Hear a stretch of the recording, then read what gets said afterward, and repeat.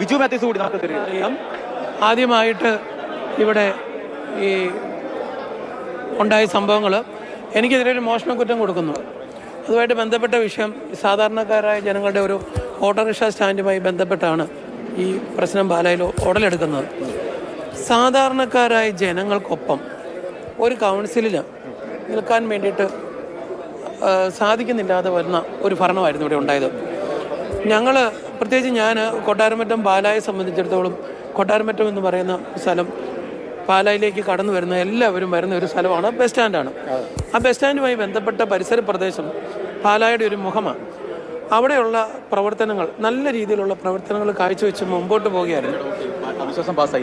ആ വിഷയവുമായി ബന്ധപ്പെട്ട് കടന്നു വന്ന പ്രശ്നങ്ങളിലേക്ക്, അതായത് കോൺഗ്രസ് നേതൃത്വത്തെ KPCC ധരിപ്പിച്ചിട്ടുണ്ട്. അവർക്ക് തീരുമാനമെടുക്കാൻ സാധിച്ചിട്ടുണ്ട്. ഇല്ല, KPCC ഞങ്ങൾ കാര്യങ്ങൾ ധരിപ്പിച്ചു. KPCCക്കും കോൺഗ്രസ് പ്രസ്ഥാനത്തിനുമെല്ലാം അത് കൃത്യമായിട്ട് മനസ്സിലായിട്ടുണ്ട്. ആ മനസ്സിലാകൽ കൊണ്ടാണല്ലോ രാത്രി 10 മണിക്ക് ശേഷം ഈ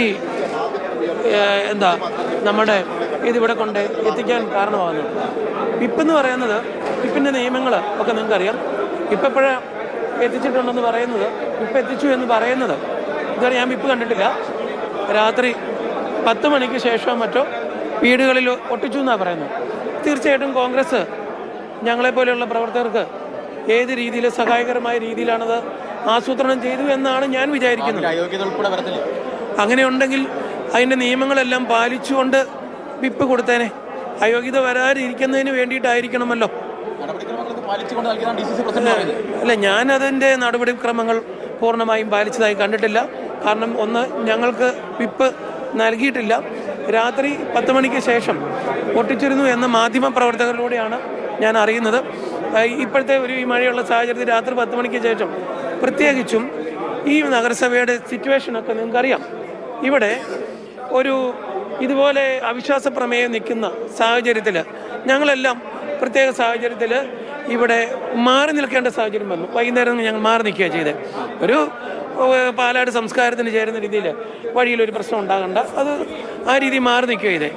ഒരു രാത്രി 10 മണിക്ക് ശേഷം ഇത് ഒട്ടിച്ചു എന്ന് പറയുന്നു. അത് ഞങ്ങൾക്ക് ആർക്കും കിട്ടിയിട്ടില്ല. അതുകൊണ്ട് തന്നെ ഞങ്ങൾ അങ്ങേയറ്റം ഞങ്ങളുടെ പാർട്ടിയോട് ഈ അവസരത്തിൽ നന്ദി പറയുന്നു. ഭാവി കാര്യങ്ങളെ ഈ ചോദ്യം പ്രസക്തമാണ്. ഇതുവരെയുള്ള കാര്യങ്ങൾ നടന്നതൊന്നും നമ്മൾ പദ്ധതി ഇട്ടിട്ടൊന്നും അല്ല. ഇനിയുള്ള കാര്യവും നമ്മളാരും പദ്ധതി ഇടണ്ട, അത് തമ്പുരാൻ തീരുമാനിച്ചോളും. ഈ വിഷയത്തിൽ സത്യത്തിനൊപ്പമാണ് ഞാൻ നിന്നത്. സത്യവും നീതി ഏതാണോ അതോടൊപ്പം ഉള്ള കാര്യങ്ങൾ കോൺഗ്രസ് കൗൺസിലർ ചെയർപേഴ്സണായിട്ട് വരാൻ സാഹചര്യമൊക്കെ ഉണ്ട്. ആർക്കും വരാലോ, തീർച്ചയായിട്ടും. ഇതിനകത്ത് സംഭവിക്കാവുന്ന നല്ല അവിശ്വാസ പ്രമേയത്തിൽ പരാജയപ്പെട്ടു.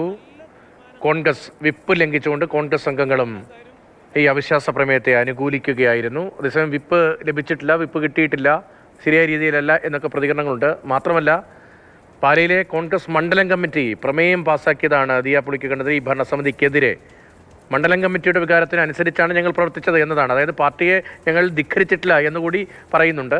അപ്പോൾ ഇനി എന്താണ് ഇവിടെ സംഭവിക്കാൻ പോകുന്നത് എന്നത് വളരെ പ്രധാനമാകുന്നു. കേരള കോൺഗ്രസ് എമ്മുമായി ചേർന്ന് കോൺഗ്രസ് ഭരണത്തിലേക്ക് എത്തുമോ? കേരള കോൺഗ്രസ് എം, കോൺഗ്രസ് ഇക്വേഷൻ വീണ്ടും പാലയിൽ ഉണ്ടാകുമോ?